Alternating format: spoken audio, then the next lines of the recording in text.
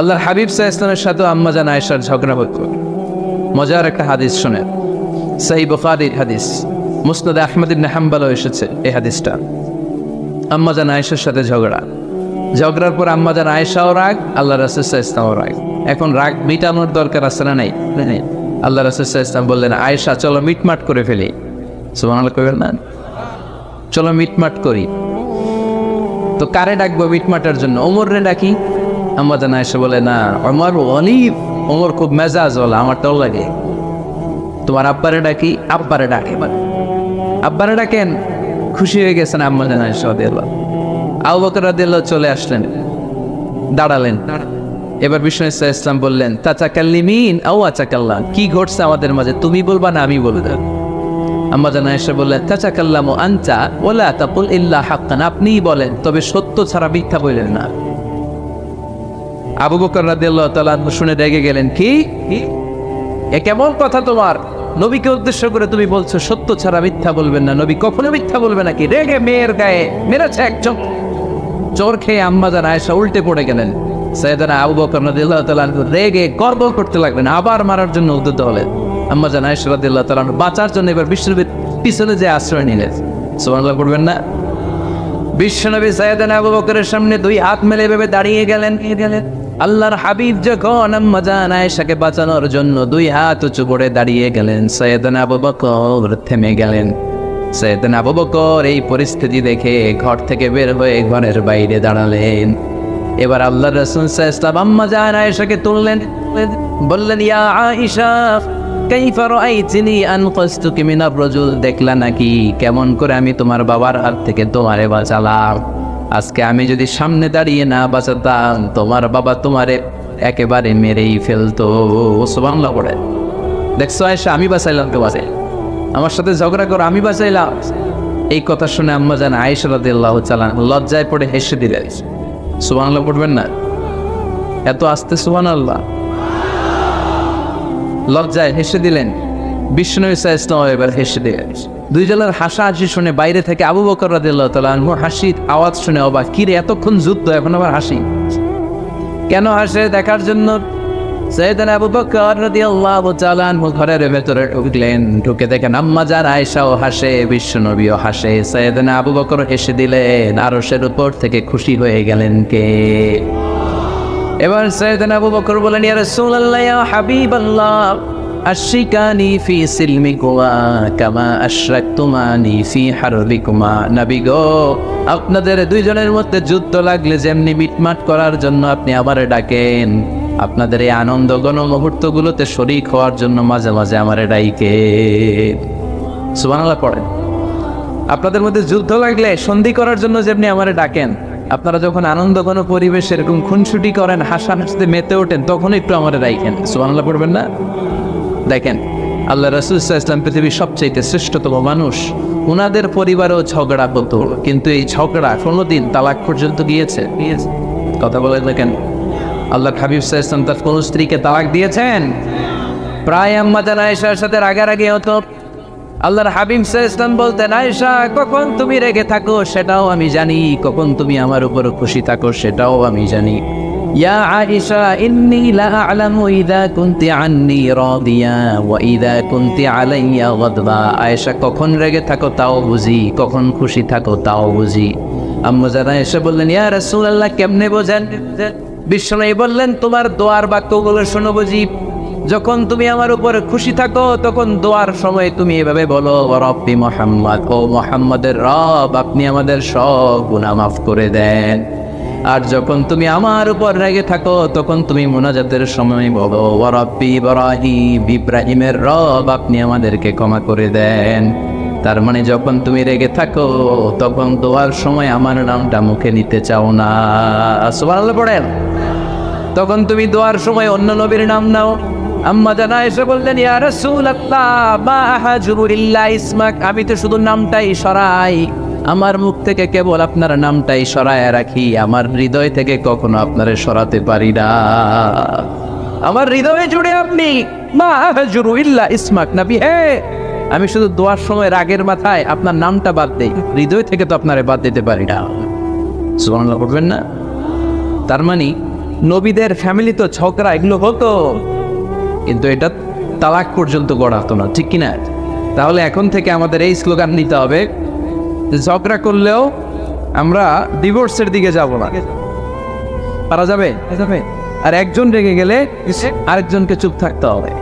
ভাবি রেগে গেলে আপনি চুপ, পারবেন না? ইনশাআল্লাহ। এই যারা বিয়ে করে না এরা ইনশাআল্লাহ, আর বাকিরা চুপচাপ আওয়াজ করে। তাহলে প্রথমে করা যাবে না। 3 নাম্বার, দাম্পত্য জীবনের কোনো গোপন কথা অন্যের কাছে শেয়ার করা যাবে না। হাদিসে এসেছে, এটাকে বলা হয়েছে আযমুল আমানা, এটা সবচেয়ে বড় আমানত। যারা দাম্পত্য জীবনের একান্ত বিষয় কারোর সাথে শেয়ার করে তারা সবচেয়ে বড় কবিরা গুনাহ করে। আশরাফুন নাস বলেছেন বিশ্বনবী এদেরকে সবচেয়ে নিকৃষ্ট মানুষ। ইয়াউমাল কিয়ামাতি মানজিলাতান, আল্লাহর কাছে কিয়ামতের দিন সবচাইতে নিকৃষ্ট হয়ে দাঁড়াবে ওই দম্পতি, ওই নারী কিংবা ওই পুরুষ। তুফদি ইলা যাওজিহি ওয়া ইউফদি ইলা যাওজিহা সুম্মা ইউনশিরু সিররাহা, তারা একান্ত সময়ে ফিজিক্যাল ইন্টিমেসিতে যা করে এটা পরে মানুষের কাছে বলে বেড়ায়, এরকম আছে না নাই?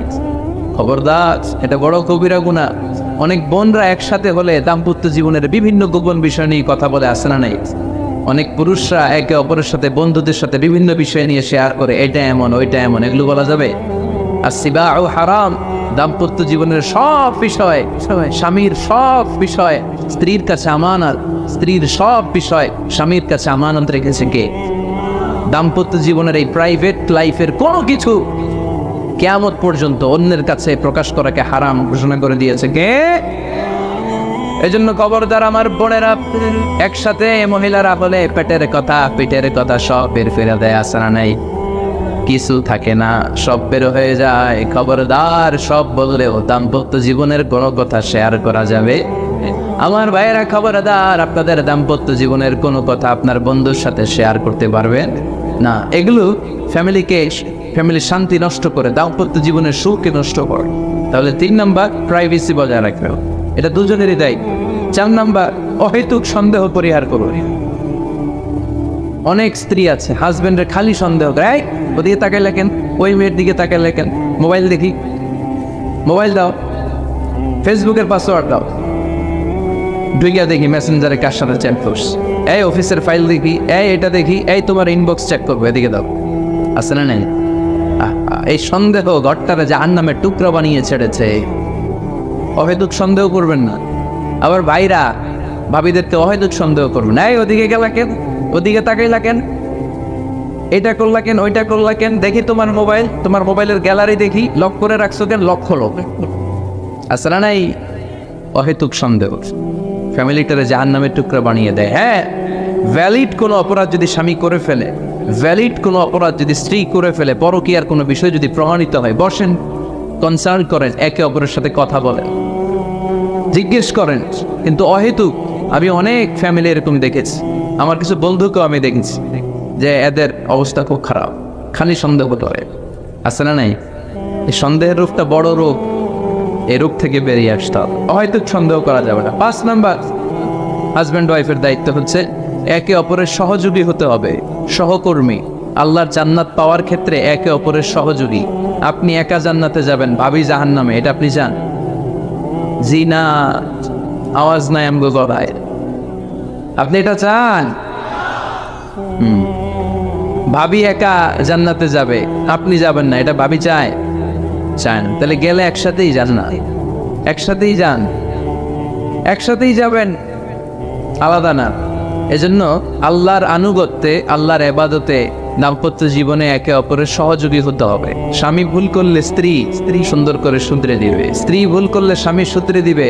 ফজরের সময় স্ত্রী হাজব্যান্ডকে টেকে দিবে, উঠতে না চাইলে ঠান্ডা পানির ছিটা দিবে। কারণ জান্নাতে একা যাওয়া যাবে না, গেলে দুইজনই যাবে, কথা কয় না? দুইজনেই জান্নাতে যাওয়ার দরকার আছে না নাই? যত বেশি আপনারা আল্লাহর আনুগত্যে আগাতে পারবেন, তত আপনাদের মহাব্বত বাড়াই দিবে কে? এই যে হাজব্যান্ড ওয়াইফের ভালোবাসাটাকে বলে লাভ পিরামিড। কি pyramid? Love pyramid, like triangle, ত্রিভুজ আকৃতির। হাজব্যান্ড ওয়াইফের ভালোবাসাটা ত্রিভুজ আকৃতির। The closer the couple comes to Allah, the closer the comes to each আদার।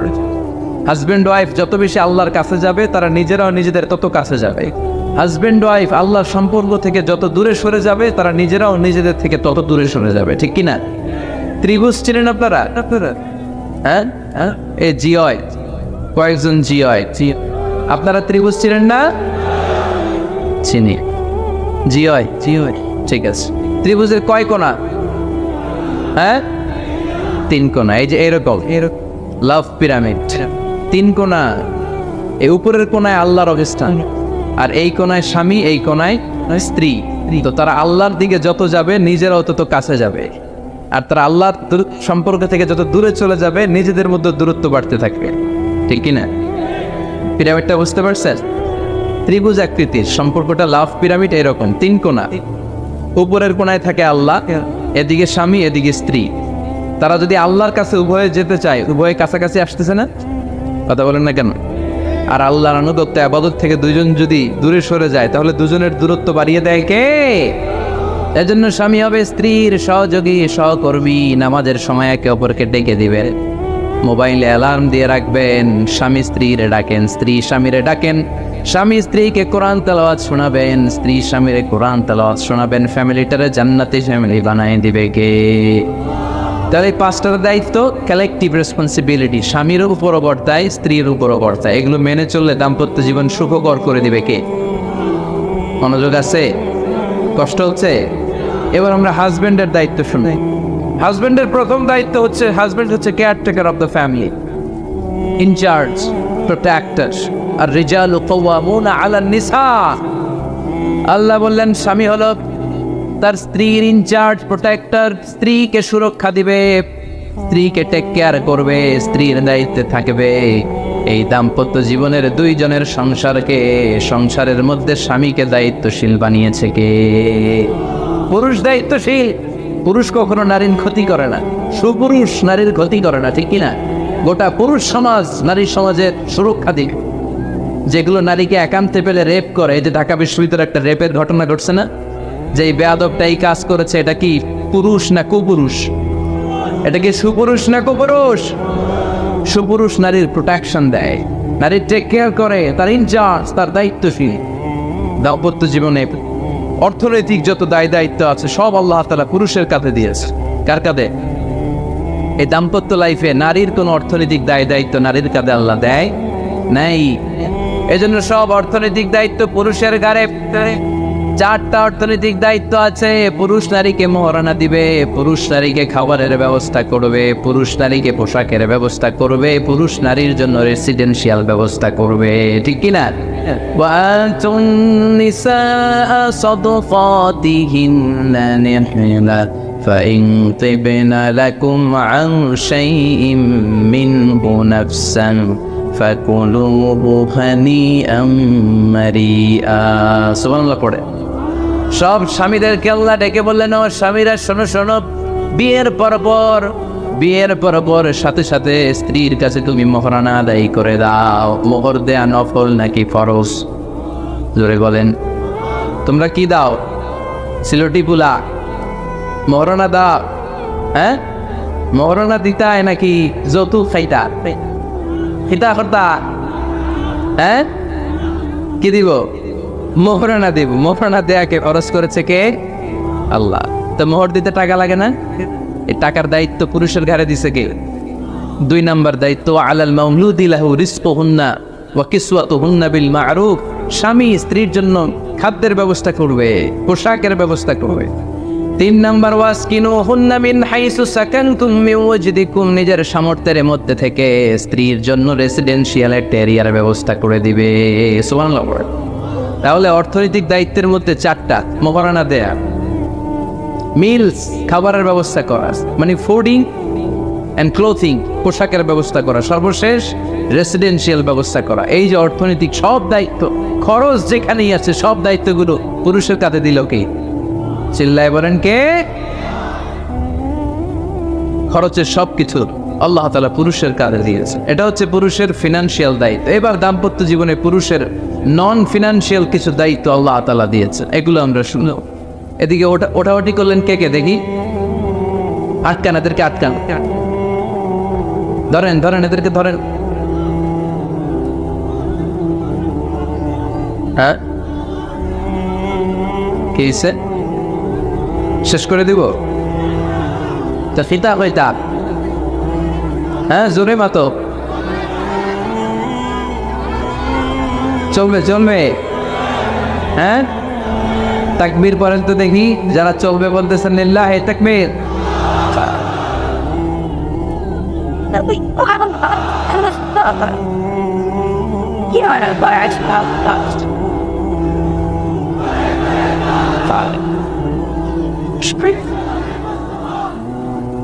মাশাআল্লাহ মাশাআল্লাহ। এবার দাম্পত্য জীবনে নন ফিনান্সিয়াল পুরুষের যে দায়িত্ব আছে সেটা আমরা শুনবো। 1 নম্বর দায়িত্ব হচ্ছে স্বামীর উচিত স্ত্রীর সাথে ভালো আচরণ করা। ভালো আচরণ করেন তো আপনারা? জি হয়। এই শুধু উনি করে, বাকিরা খিতা কর্তা, মারামারি কর্তা নেই, খিতা কর্তা। হ্যাঁ, সালাম দিবেন, স্ত্রীকে কি দিবেন? আল্লাহ বললেন ওয়া আশিরুহুন্না বিল মা'রুফ, স্ত্রীর সাথে কোমল ভাষায়, ভালো শব্দে, ভালো বাক্যে, ভালো কথা বলো। স্ত্রীর সাথে খারাপ আচরণ করো না। স্ত্রীকে দেখলে তুমি মুচকি হাসি দাও। অনেক স্বামী আছে কখনো স্ত্রীকে দেখলে মুচকি হাসি দেয় না, চেহারাটা বাংলা পাসের মতো এরকম করে রাখে। আছে না নাই? দৌলতপুরের লোকের অবশ্য অনেক ভালো, এই যে সবার মুখে হাসি, মুচকি হাসি। হাসেন তো, মুচকি হাসি দেন তো একটা। আওয়াজ করলে মুচকি হাসি হয় নাকি? এটা মুচকি হাসি, দাঁত দেখা যাবে না, সাউন্ড হবে না, শুধু এখানে একটু একটা এক চিলতে হাসির একটা ঝলক পড়বে, এটার বলে মুচকি হাসি। কানা রাসূলুল্লাহ সাল্লাল্লাহু আলাইহি ওয়াসাল্লাম আকসারু তাবাসসুমান, আল্লাহর হাবিব সাল্লাল্লাহু আলাইহি ওয়াসাল্লাম সবসময় মুচকি হাসতেন। অনেকে আছে চেহারা গোমরা করে রাখে, জীবনেও হাসে না, এরকম আছে না নাই? দেখছেন এরকম আছে? এই এলাকায় তো নাই না? আছে। হাসবেন হাসবেন, মুচকি হাসতে পয়সা লাগে না। পয়সা লাগে? এজন্য হাসবেন। আল্লাহ হাবিব সাল্লাল্লাহু আলাইহি ওয়াসাল্লাম বলেছেন ফাস্তাউসু বিন-নিসাই খায়রা, নারীর সাথে ভালো আচরণ করো। নারীদেরকে বাঁকা পাজরের হাড় দিয়ে তৈরি করা হয়েছে। এই হাড়কে সোজা করতে গেলে ভেঙে যাবে, রেখে দিলে বাঁকাই থেকে যাবে। তো কি করতে হবে? ফাস্তাউসু বিন-নিসাই খায়রা, কোমল আচরণ করো। আবার আল্লাহর হাবিব সাল্লাল্লাহু আলাইহি ওয়াসাল্লাম বললেন রিফকাম বিল কাওয়ারিদ, নারীদেরকে কাচের তৈজসপত্র বাসনের সাথে, গ্লাসের সাথে আল্লাহর হাবিব সাল্লাল্লাহু আলাইহি ওয়াসাল্লাম তুলনা করলেন। কাচের তৈজসপত্র, কাচের গ্লাস, কাচের প্লেট যেমনি আস্তে তুলতে হয়, আস্তে রাখতে হয়, নারীদের সাথে এরকম কোমল আচরণ করার আদেশ দিয়েছে কে? কাচের গ্লাস, তৈজসপত্র, জগ কিভাবে রাখেন আপনারা? খুব জোরে এরকম তপাস করে নাকি? উঠানোর সময় তপাস করে উঠান? খুব স্মুথলি এটা ধরতে হয়, স্মুথলি এটা রাখতে হয়। তেমনি নারীদের সাথেও স্মুথলি আচরণ করবেন। নারীদেরকে যত আপনি কোমল মোলায়েম ভাষায় কথা বলতে পারবেন, তারা তত আপনার কথা শুনবে। যত সুন্দর সুন্দর কথা। নারীকে, স্ত্রীকে বলবেন তুমি আমার সব, তুমি আমার কৈতরি, তুমি আমার টুনটুনি, তুমি আমার ময়না পাখি, তুমি আমার সোনা পাখি। ওই যে কয় কলিজা, তার মানে প্র্যাকটিস চলে বাসায়। আর কি ডাকেন? ভাবিরে কি ডাকেন বলেন? জান,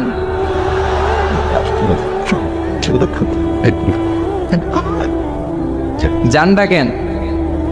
আর বাবি কি ডাকে আপনাদেরকে? বাবু।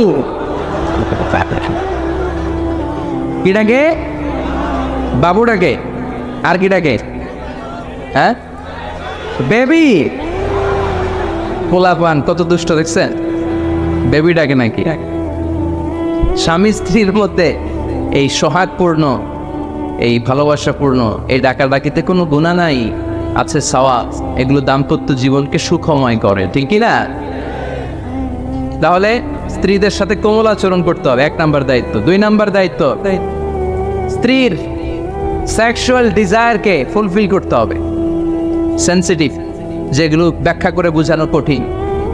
আপনারা বুঝবেন যারা ম্যাচিউরড, মোর দেন 18 ইয়ার্স, যারা 18+ যাদের বয়স, সেক্সুয়াল ডিজায়ার ফুলফিল করা হাদিসে এসেছে, এটা স্বামীর দায়িত্ব। ফিজিক্যাল ইন্টিমেসির সময় নিজের ডিজায়ার ফুলফিল হলেই কুইট না করা, সময় দেয়া, এটা আবশ্যক। এই বিষয়েও প্রত্যেক স্বামীর খেয়াল রাখা দরকার। সংক্ষেপে শেষ করে দিলাম। 3 নাম্বার, স্ত্রীর ব্যক্তিগত বৈধ কাজে স্বাধীনতা দিতে হবে স্বামীর। অনেক স্বামী এই ছোট্ট বিষয় নিয়ে মারামারি লাগায় ফেলে ঘরে। স্ত্রীর ব্যক্তিগত বৈধ যে চয়েস, এটাতে আপনি স্বাধীনতা দিবেন। স্ত্রীর মনে চায় রান্না বান্না শিখতে, আপনি বললেন তুমি কম্পিউটার শিখো, কিলাকিলি আছে না নাই? স্ত্রীর মনে চায় কাঁথা সেলাই শিখতে, নকশি কাঁথা, আপনি বললেন না তুমি ল্যাঙ্গুয়েজ শিখো, ঝামেলা আছে না নাই? না, আপনি একটা ইন্ডিভিজুয়াল, আপনার স্ত্রী আর একটা ইন্ডিভিজুয়াল, প্রত্যেকের আলাদা ব্যক্তিগত রুচি, চাহিদা, মতামতের গুরুত্ব আছে না নাই? এজন্য প্রত্যেক স্বামীর উচিত স্ত্রীর বৈধ ব্যক্তিগত যে কাজ, অবৈধগুলো না। আবার স্ত্রী বললো যে জি বাংলা দেখবো, তুমি একটা টিভি নিয়ে আস, আনা যাবে? কথা বলেন। স্ত্রী বললো চলো পয়লা বৈশাখে আমরা নাচানাচি করব, তুমি আর আমি মিলে, এটা মানা যাবে না। স্ত্রীর ব্যক্তিগত বৈধ কাজের স্বাধীনতা দেয়া।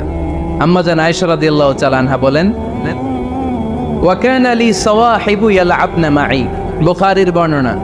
আমি যখন আল্লাহর হাবিব সাল্লাল্লাহু আলাইহি ওয়াসাল্লামের বাড়িতে বউ হয়ে আসলাম, আমার কিছু খেলার সাথী ছিল। আমি কাপড় দিয়ে পুতুল বানাতাম আর ঘোড়া বানাতাম, এগুলো দিয়ে খেলতাম। আমার সাথীরা আসলে রাসূল সাল্লাল্লাহু আলাইহি ওয়াসাল্লাম ঘরের পর্দা নামিয়ে দিয়ে আমার জন্য ঘরটা ছেড়ে দিত। সুবহানাল্লাহ কইতে বললেন না? আল্লাহর হাবিব সাল্লাল্লাহু আলাইহি ওয়াসাল্লাম কখনো বলতেন না এসে তোমার বান্ধবীরা যেন ঘরে না আসে, কখনো বলতেন না এসে আমি নবী মানুষ, তুমি নবীর বউ, তুমি কেন পুতুল দিয়ে খেলো, তুমি যেন কাপড় দিয়ে পুতুল বানাও, কেন ঘোড়া বানাও, এগুলো বন্ধ করো।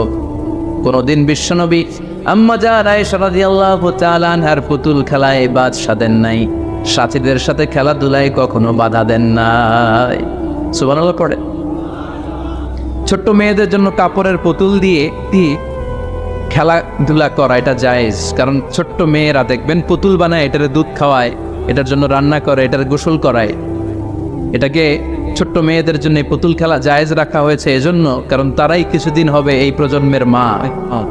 তাদের সন্তানদেরকে কেমন করে লালন পালন করবে তার একটা প্র্যাকটিস খেলার ছলেই ছোটবেলায় হয়ে যায়। সুবহানাল্লাহ পড়েন। এজন্য 3 নম্বর দায়িত্ব স্ত্রীর ব্যক্তিগত হালাল যে কাজগুলো আছে তার ব্যক্তিগত এই ভালো কাজগুলোতে আপনার স্বাধীনতা দিতে হবে, বাধা দেয়া যাবে না। 4 নম্বর দায়িত্ব, স্ত্রীর প্রশংসা করবে। কি করবে? প্রশংসা। আমরা খালি দোষ খুঁজি, তোমার রান্না ভালো না, তোমার চেহারা ভালো না, তোমার বাপ ভালো না, তোর মা ভালো না, তোর 14 গোষ্ঠী খারাপ, আছে না নাই? তো এই বেডি আপনারা ভালোবাসবে? এই বেডি তো আজীবন আপনার বদনাম করবে, ঠিক কিনা? কোনোদিন তারে আপনি প্রশংসা করলেন না, প্রশংসা করবে। স্ত্রীর চেহারার প্রশংসা করেন, যে তুমি সুন্দর, তুমি সুন্দরী, এরকম বলেন, খুশি হবে না? হ্যাঁ, তুমি সুন্দর তাই চেয়ে থাকি, সে কি মোর অপরাধ? কোনো অপরাধ নাই, ইচ্ছা মতো গাইতে থাকেন, স্ত্রীর শানে গান, সব আছে না নাই? তবে শুধু স্ত্রীকে শোনানো যাবে, ভাবিরে শোনানো যাবে, শালীনে শোনানো যাবে, পাশের বাড়ির কাউরে শোনানো যাবে? দেখেন ইসলাম কত চেক এন্ড ব্যালেন্স। স্ত্রীকে আপনি গান শোনান, কোনো গুনাহ নাই, আছে শুধু সওয়াব। তাহলে 4 নম্বর পয়েন্ট হচ্ছে অ্যাপ্রিসিয়েশন। সারাদিন এই মহিলাটা ফজরের পর থেকে উঠে ঘর গুছায়, মশারিগুলো খোলে, বিছানা পরিষ্কার করে, বাচ্চাদেরকে ক্লিন করে, স্কুলের টিফিন রেডি করে দেয়, বাচ্চাদেরকে স্কুলে যেতে দেয়, আপনার জন্য খাবার রেডি করে, কাপড় ধোয়, ঘরের সবাইকে দেখভাল করে। একদিনও আপনি তার অ্যাপ্রিসিয়েশন করলেন না। এরকম ডাকাইত স্বামী আছে না নাই? দৌলতপুরে নাই, এখানে সব ভালো। অ্যাপ্রিসিয়েট করবেন, আমরা ভুলে যাই, একটা থ্যাঙ্কস দিতে ভুলে যাই, একটা জাযাকিল্লাহ, আল্লাহ তোমাকে জাযা দেখ, এটাও বলি না। বউ তুমি অনেক কষ্ট করেছো, তুমি অনেক দিক সামলাও, আমি আর কয়টা সামলাই, তুমিই তো দেখো, একদিনও বলে না, আছে না নাই? তার রান্নার প্রশংসা করবেন, তার কাজের প্রশংসা করবেন, তার চেহারার প্রশংসা করবেন। এদিকে তাকান, বলবেন তুমি সুন্দরী, তুমি অনন্যা, তুমি সুস্নিগ্ধা, তুমি প্রিয়ংবদা, তুমি সুহাসিনী, তুমি সুকেশিনী, তুমি সুভাষিনী, তুমি অসূর্যম পোষ্যা, মেঘ কালো কেশ, কাজল কালো চুল, হরিণের মতো ডাগর ডাগর দুটি তোমার চোখ। আহা আহা, যে পোলাপান খুশি হয়ে গেছে, আহা হা, আর মুখস্থ রাখতেছে, বলবে এগুলা, বিয়ে করে নাই কিন্তু এখন। তো তো জায়গা মতো বলবা, গার্লফ্রেন্ডে বলো না আবার। কাকে বলবা? স্ত্রীকে। কাকে? স্ত্রীকে। পারা যাবে না? একটু অ্যাপ্রিসিয়েশন দেওয়া যাবে না ওনাদেরকে? একটু প্রশংসা করবেন। প্রশংসা পেলে নারীরা বড্ড খুশি হয়। যদি আপনি বলেন যে তোমার রান্নাটা আজকে অসাধারণ হয়েছে, দেখবেন আরেক বাটি আইনা দিতেছে, খাইতে পারতেছে না, এরপরে পাতেল তুলে দেয়, আরেকটু খাও, আরে খাও না। আসলে নাই, ওই যে প্রশংসা করছেন, খুশি হয়ে গেছে। তো আপনি 10,000 টাকার বান্ডিল দিয়ে আপনার বউকে যত খুশি করতে না পারবেন, রান্না মজা হয়েছে এইটা বলে আপনি অনেক বেশি খুশি করতে পারবেন। আল্লাহর হাবিব সাল্লাল্লাহু আলাইহি ওয়াসাল্লাম কখনো স্ত্রীদের রান্নার বদনাম করেনি। সুবহানাল্লাহ পড়বেন না? আওয়াজ করে পড়েন সুবহানাল্লাহ। আজ থেকে স্ত্রীর সৌন্দর্যের প্রশংসা করবেন, কাজের প্রশংসা করবেন, রান্নার প্রশংসা করবেন, অ্যাপ্রিসিয়েশন দিবেন। পারবেন তো? রান্নার প্রশংসা নিয়ে মজার একটা গল্প আছে, শুনতে চান? তো উঠতে শুরু করলেন যে, হ্যাঁ এখন আর কে কারে ধরবে, অনেকে উঠে গেছে। 2টার দিকে যারা বসা, প্রায় আমার মাহফিলগুলোতে এই সমস্যা হয়। গাইবান্ধাতে আমি গেলাম, জিজ্ঞেস করলাম কখন আসছেন, কয় ফজর পরে আসছেন। তো ফজর পরে আসছেন, এত আগে আসছেন কেন? কয় জায়গা পাবো না, এই জন্য। লক্ষ লক্ষ মানুষ, কে কাকে নিয়ন্ত্রণ করবে? লক্ষ লক্ষ মানুষ। আমার জীবনে এত বড় প্যান্ডেল আমি কথা বলি নাই। এরা সকাল থেকে বসে আছে, পেশাব আটকে রাখছে, এটা ক্ষতিকর না? এরা আজহারিকে দেখার পরে এরপরে ওঠা আরম্ভ করছে, দেখাইছি, কয় দেখা গেছি হুজুর, এরপরে চলে যাচ্ছে। তা আপনাদের কি অবস্থা এরকম? হ্যাঁ, আচ্ছা ঠিক আছে। তো রান্নার প্রশংসা নিয়ে যে মজার গল্পটা আপনাদের শোনাতে চাই, এদিকে তাকান, মনোযোগী হন। আমার ওয়াজ শুনে এক লোক মনে মনে নিয়ত করছে যে আয়রে, জীবনে তো রান্নার প্রশংসা করলাম না, আজকে রান্নার প্রশংসা করব। তো মাহফিল শেষে বাসায় গেছে, স্ত্রী তাকে খাবার দিয়েছে, স্বামী খাবার খায় আর মিটি মিটি হাসে। স্ত্রী বলে, মাহফিল শুনে আসছো, রাত বাজে 12টা, খাচ্ছ, ভালো কথা, হাসো কেন? তো স্বামী বলে, হাসি এর কারণ হচ্ছে তোমার রান্নাটা আজকে এত মজা হয়েছে না, জীবনে, আজকে বাড়াই বাড়াই করতেছিল, তো জীবনে এত মজার রান্না খাইনি। রান্না মজা হয়েছে শুই না, স্ত্রী তো রেগে গেছে, কি গত 10 বছর ধরে তোমার রান্না করে খাওয়াই, একদিনও রান্নার প্রশংসা করলা না। আর আজকে পাশের ঘরের ভাবি একটু গরুর গোশতের তরকারি পাঠাইছিল বাটিতে করে, পাশের ঘরের ভাবি একটু আমাদের বাড়িতে তরকারি পাঠাইছিল, তো ওই তরকারি দিয়েই তোমাকে খাবার দিছি, আজকে রান্না টান্না আমি করিনি। তো ওই বেটির রান্না তোমার এত ভালো লাগছে, এই 10 বছরে একদিনও কইলা না, আজকে এটা কইলা, খাও খাও, তোমার মজার খাওয়া, আর রান্ধব না। তো প্রশংসা করলে বুঝে শুনে করবেন, একটু এনশিওর হবেন যে রান্নাটা করছিল কে। তা না হইলে কিন্তু ঘরে চুলায় আগুন জ্বলবে না, টানার রোজা রাখা লাগবে, ঠিক কিনা? তো 4 নাম্বার গেলে অ্যাপ্রিসিয়েশন, একটু অ্যাপ্রিসিয়েশন দিবে। আল্লাহর হাবিব সব সময় স্ত্রীদের প্রশংসা করতেন। সেই বুখারীর বর্ণনা, আল্লাহর হাবিব বলেন, ইন্না ফাদলা আয়েশা আলান নিসা কাফাদলিস সারিদ আলা সাইরিত তাআম। আরব ভূখণ্ডের মধ্যে সব খাবারের উপরে সারিদ খাবার যেমনি সেরা, দুনিয়ার সব নারীদের মধ্যে আমার আয়েশা তেমনি সেরা। সারিদ একটা খাবার আছে। আমি যখন মিশরে পড়তাম আল আজহার ইউনিভার্সিটিতে, আমাদের ইউনিভার্সিটিতে সরকারের পক্ষ থেকে সরকারিভাবে খাবার দেয়া হতো। আমাদের খাবারের খরচ বহন করতেন ওমানের সুলতান কাবুস। এই গত 3-4 দিন আগে ইন্তেকাল করেছেন। নাম শুনছেন আপনারা? প্রায় 40 বছরের বেশি মনে হয়, 45 বছর বা 50 বছরের লম্বা সময় উনি ওমানের প্রেসিডেন্ট ছিলেন। উনি আমাদের খাবারের খরচটা বহন করতেন। কিছুদিন আগে ইন্তেকাল করেছেন। আমরা ওনার জন্য দোয়া করি, আল্লাহ তাআলা এই সুলতান কাবুসের জীবনের গুনাহগুলো মাফ করে দিক, ওনার সমস্ত খেদমাত আল্লাহ কবুল করে নিক। তো আমাদের আল আজহার ইউনিভার্সিটির হোস্টেলে ঈদের দিন একটা খাবার দিত, এটার নাম ছিল সারিদ। রুটি আর গোশত এগুলোকে ম্যাশড করে একটা স্তর বানাতো, এটা কেটে কেটে আমাদেরকে দিত, এটাকে বলে সারিদ। আরব দেশে সবচেয়ে দামি খাবার। আমাদের দেশে যেমনি পোলাও, গরুর রেজালা, রোস্ট, এগুলো খুব উন্নত খাবার ধরা হয়, বিয়েতে সার্ভ করা হয়। আরব দেশে ওইটাকে বলে সারিদ, শ্রেষ্ঠ খাবার। আল্লাহর হাবিব বললেন সব খাবারের মধ্যে যেমনি সারিদ সেরা, নারিকেলের মধ্যে তেমনি আমার আয়েশা সেরা। দেখেন কেমনে এপ্রিসিয়েট করতেন। আম্মা জান আয়েশাকে তিনি সব সময় আদর করে হামায়রা বলে ডাকতেন। হামায়রা মানে লাল সুন্দরী বউ। কি সুন্দরী? আম্মা জান আয়েশা রেগে গেলে গাল দুটো আনার ফলের মতো লাল হয়ে যায়, এজন্য ডাকতেন ও আমার লাল সুন্দরী বউ। সুবহানাল্লাহ কইতে পারলেন না? আবার আম্মা জান খাদিজাতুল কুবরা তাহেরা রাদিয়াল্লাহু তাআলা আনহার ব্যাপারে বলতেন ইন্নী ক্বাদ রুজিকতু হুব্বাহা। সহিহ মুসলিমের বর্ণনায় তিনি বলতেন খাদিজার ভালোবাসা আল্লাহ তাআলা আমার হৃদয়ে রিজিক হিসেবে দিয়েছে। আওয়াজ করে পড়েন আল্লাহু আকবার। তো এই জন্য এপ্রিসিয়েট করবেন। 5 নাম্বার হচ্ছে আপনার ভালোবাসা স্ত্রীকে প্রকাশ করুন। এক ছাদের নিচে আজীবন বসবাস, 20 বছর হয়ে গেছে এদের সংসার, একদিনও মুখ ফুটে বলতে পারে নাই তোমারে ভালোবাসি। পারছেন? হ্যাঁ, কে কে পারছেন? দেখি হাত তোলে। হাত অর্ধেক তোলে আবার নামায়, ভেজাল আছে, ঠিক কিনা? ভালোবাসি বলছিলেন? কারে বলছিলেন? ভাবিকে না গার্লফ্রেন্ডকে? হ্যাঁ, স্ত্রীকে বলবেন। নিজের স্ত্রীকে বলবেন আই লাভ ইউ। কি বলবেন? কথা বুঝে না বোধহয়। কি বলবেন? সবাই বলেন কি বলবেন?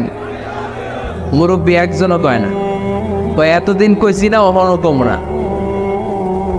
বলবেন, ভালোবাসা প্রকাশ করবেন।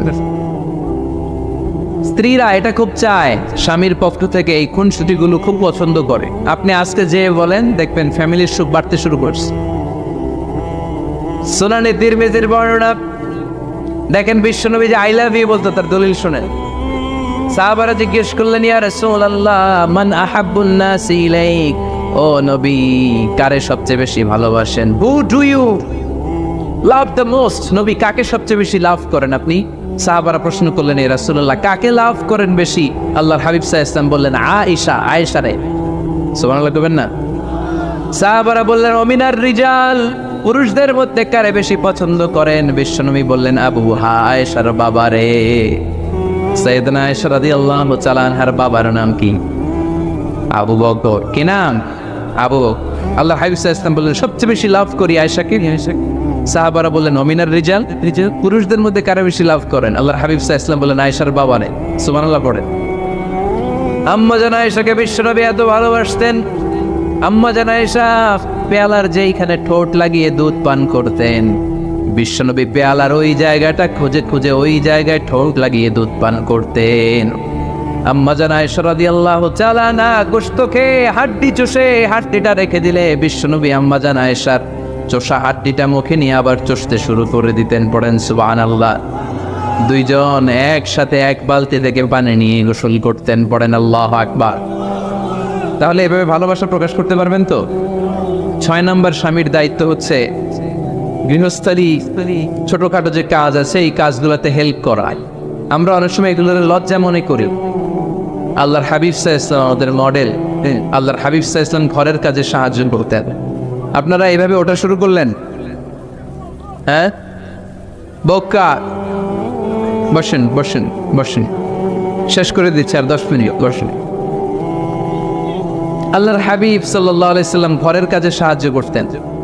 আপনারা ঘরের কাজে সাহায্য করেন তো? আম্মা জান আয়েশা বলেন বিশ্বনবী নিজ হাতে জুতা সেলাই করেছেন, নিজ হাতে জামা সেলাই করেছেন।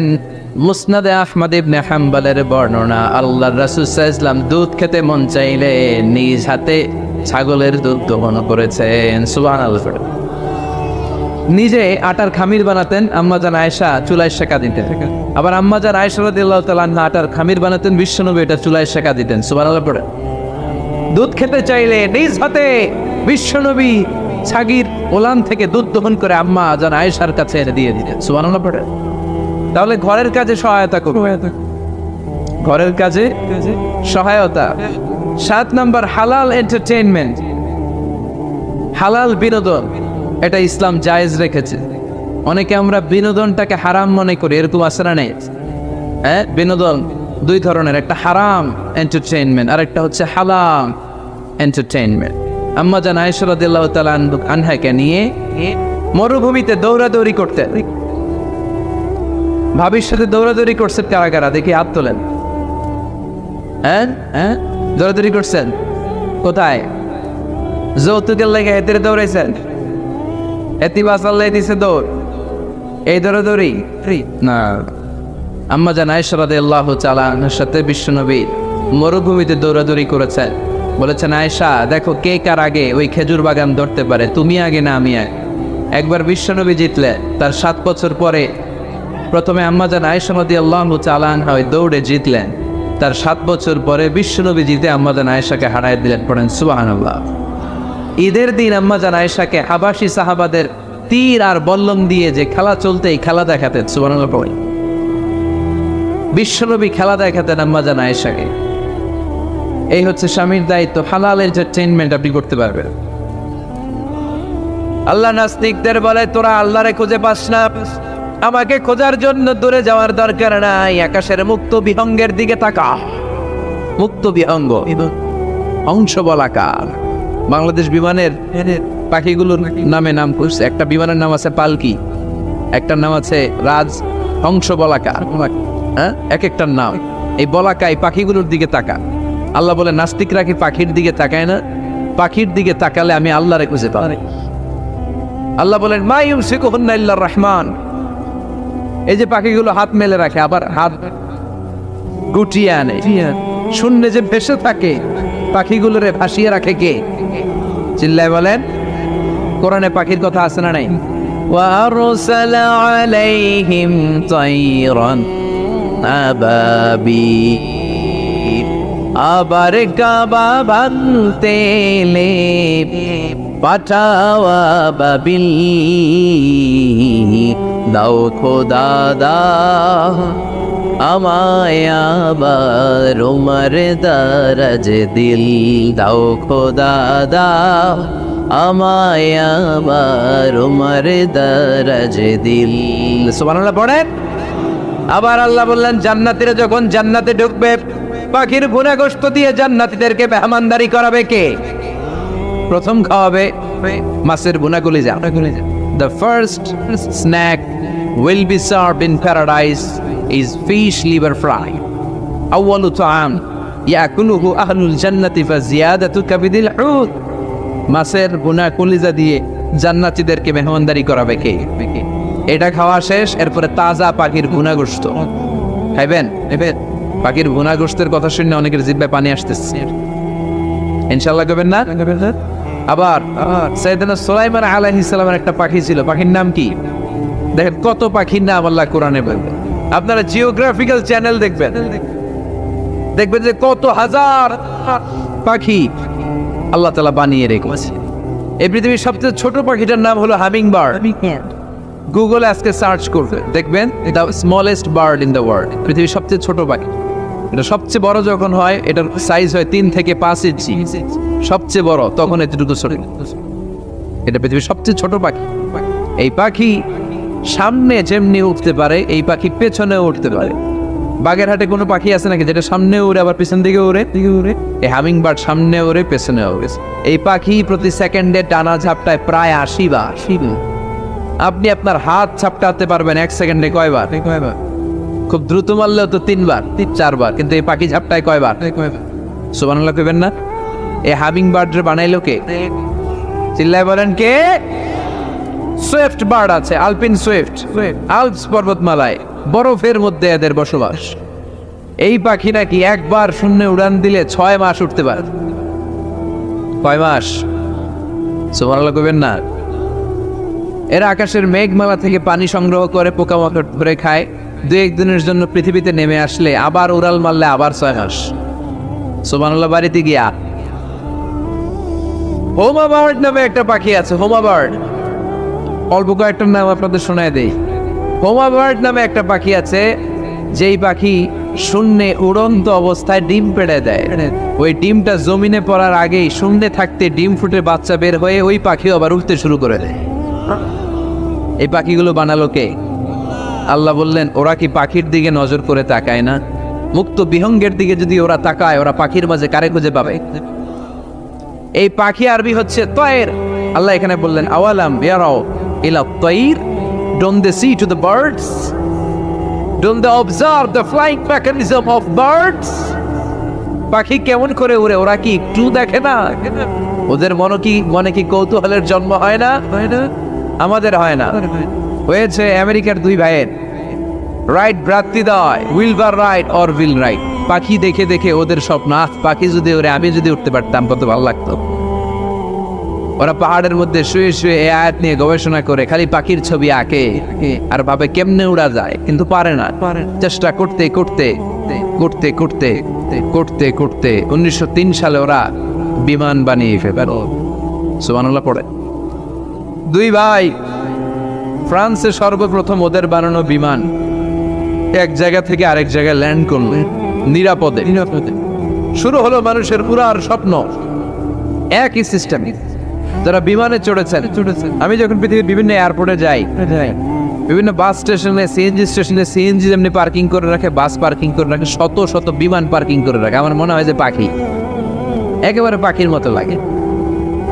ডানা ডানা, পা গুলো হচ্ছে চাকার মতো। কি সুন্দর পাখি যেমনি উড়াল মারে, বিমানে উড়াল মারে। হজে যারা গেছেন, বিমানে চড়ে গেছেন না? সুবহানাল্লাহ পড়েন। Birds and aeroplanes, aircrafts, both maintain the same mechanism, same flying mechanism while flying. বিমান যখন উড়ে আর পাখি যখন উড়ে একই সিস্টেমে উড়ে। পাখি আরবিও তয়ের, বিমান আরবিও এই তো জানে। বিমান আরবিও তয়ের। তাইরান আল খালিজ, গালফ এয়ারওয়েজ। তাইরান আল কুয়াইত, কুয়েতের বিমান। সুবহানাল্লাহ পড়েন। দেখেন এই তয়ের থেকে কিভাবে প্লেন আবিষ্কার হয়। দুই ভাই কষ্ট করতে করতে বানায় ফেল। এখন মানুষের স্বপ্ন সাধন হয়ে গেছে। এখন বিমান দিয়ে আমরা চড়ি। বিশাল বিশাল বিমান পৃথিবীতে আছে, কার্গো বিমান আছে, হাজার হাজার মন টন দ্রব্যাদি নিয়ে এই বিমান শূন্য উড়াল মারে, কিচ্ছু হয় না। সুবহানাল্লাহ পড়ে। কার্গো বিমান বাংলাদেশেও সিভিল এভিয়েশনের পাশেই কার্গো বিমানের ওখানে জেটি আছে, বিমানগুলো ভিড়ে থাকে। এগুলো যে কত বিশাল বিশাল বিশাল বিমান। যাত্রীবাহী বিমানের মধ্যে এখন পর্যন্ত আমি যেটা জানি, একটা সিরিয়াল আছে এয়ার বোয়িং A380, সবচেয়ে বড় বিমান। 525 জন যাত্রী নিয়ে এই বিমান শূন্য উড়াল দেয়। 525 জন যাত্রীর লাগেজ আছে 2-3টা। এয়ার হোস্টেজ আছে, বিমানবালা আছে, সবাই মিলে কত ওজন হয়, বিমানের ওজন আছে। এগুলোর 2-3টা করে, দুই পাখায় 2টা ইঞ্জিন থাকে, পেছনে একটা ইঞ্জিন, 4টাও ইঞ্জিন থাকে অনেক বিমান। এই সবগুলো নিয়ে শূন্য উড়াল দেয়। গ্রাউন্ডে 500-600 কিলোমিটার যখন ট্যাক্সি করে, হাইড্রোলিক পাওয়ার দিয়ে বিমানটারে একেবারে পাতলা করে এটা শূন্য আস্তে করে পাখির মতো উড়াল মারে। মনে হয় যে পাতলা একটা পাখি উড়ে যাচ্ছে। সুবহানাল্লাহ পড়বেন না? আগে সবচেয়ে দ্রুতগামী বিমান ছিল কনকর্ড, যাত্রীবাহী বিমানের মধ্যে থেকে। এখন একটা আসছে বোম সুপারসনিক। এরপরে শুরু হলো ড্রোন, মিসাইল, ব্যালাস্টিক। এখন বিমান দিয়ে মানুষ মারা যায়। দ্বিতীয় বিশ্বযুদ্ধে হিরোশিমা নাগাসাকির উপর আমেরিকান ফাইটার জেট গুলো দিয়ে তারা লিটল বয়, ফ্যাটম্যান নামে 2টা বোমা ফালালো। হাজার হাজার মানুষ শেষ, হাজার হাজার মানুষ শেষ। এই বিমান আবিষ্কারের আগ পর্যন্ত পৃথিবীর সব দেশের ছিল সেনাবাহিনী আর নৌবাহিনী। বিমান যখন আবিষ্কার হয়ে গেল, এখন শুরু হলো বিমান বাহিনী। বাংলাদেশের বিমান বাহিনী আছে না নাই? আল্লাহ বলে পাখিগুলার দিকে একটু নজর করে দেখ না। এই পাখির উড়ার পদ্ধতির মধ্যে তুই আমি আল্লাহরে খুঁজে পাবে। চিৎকার করে বলেন ঠিক কি না? এজন্য আল্লাহ বললেন আওয়ালাম ইয়ারাউ ইলা তাইরি ফাওকাহু সাফাতি ওয়া ইয়াকবিদনা মা ইউমসিকুহুন্না ইল্লার রাহমান ইন্নাহু বিকুল্লি শাইইন বাসীর। আল্লাহ বলেন ওরা কি পাখির দিকে তাকায় না? কেমন করে পাখিগুলো ডানা মেলে থাকে, আবার কেমন করে পাখিগুলো ডানাগুলো চাপটে দেয়। আল্লাহ ছাড়া কেউ পাখিগুলোরে ধরে রাখতে পারে না। বিমানগুলো যে উড়ে কারা দেশে কথা কন। এজন্য ওরা পরে সুবহানাল্লাযী সাখখারা লানা হাযা, প্রশংসা হয় আল্লাহর যে আল্লাহ এই বিমানকে আমাদের জন্য বশীভূত করে দিয়েছেন। বিমান দুর্ঘটনা আছে না নাই? কথা কন। কিছুদিন আগে ইউএস বাংলা নেপালে দুর্ঘটনা হইল না? পৃথিবীর যত বড় এয়ারক্রাফট হোক, দুর্ঘটনার সম্ভাবনা আছে না নাই? যত শক্তিশালী বিমান হোক, আকাশের মধ্যে এটার দুর্ঘটনার সম্ভাবনা আছে না নাই? এজন্য কেউ এগুলোর শূন্যে ভাসিয়ে রাখে না। ভাসিয়ে রাখে কে? এজন্য প্রশংসা করতে হবে একজনের, তিনি কে?